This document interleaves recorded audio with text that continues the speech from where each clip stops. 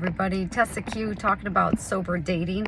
So one of the things that comes up while you're dating, which I wasn't prepared for and you may not be prepared for until you've gone through it, is all of your people that the inner child has been trying to resolve their relationships with are gonna show up on dates. And why is this important, right? I realized early on with my help of my sponsor and some step work that I was trying to date my father. Ew, right?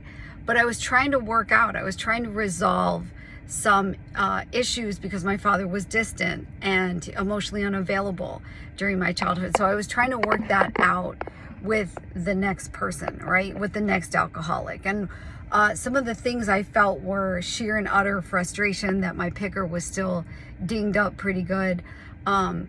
Shortness, temper with higher power. I wanted to be hurried up along in the process.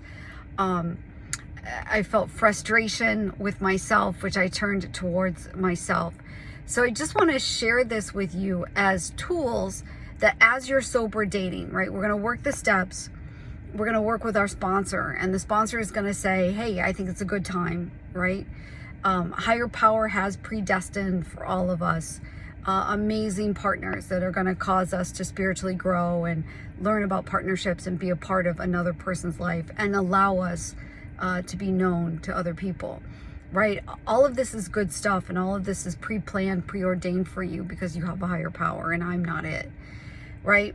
But we've got to get to that point. And if you had told me that it was going to take 14 first dates and nearly the same amount of second dates before anybody stuck, I would have said, I'm out, right? Or if you'd whispered in my ear in the last 25 years of sobriety, you're going to be single for about 4 years.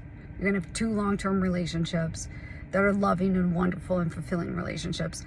Again, I would have had a hard time with that.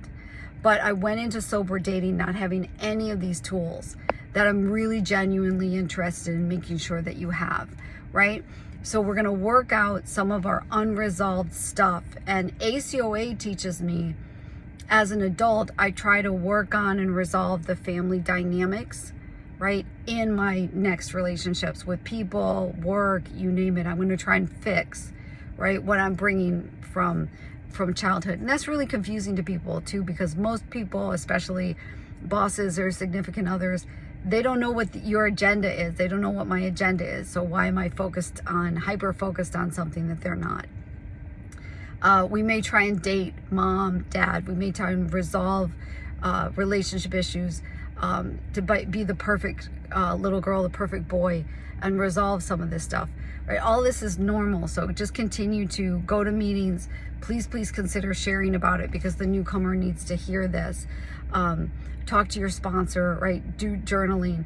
And if you really want a nice kind of into the inner self, the putting the pen in the non-dominant hand and writing out some of the things that are coming up during the dating process.